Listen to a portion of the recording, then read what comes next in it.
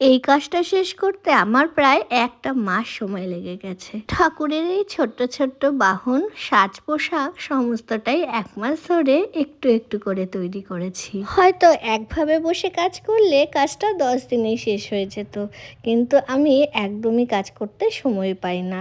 ওই সব কিছুর ফাঁকে কিছুটা সময় বের করেই ঠাকুরগুলো তৈরি করি, কিন্তু সবসময় চেষ্টা করি দেরি হোক কিন্তু কাজগুলো যেন নিখুঁত হয়।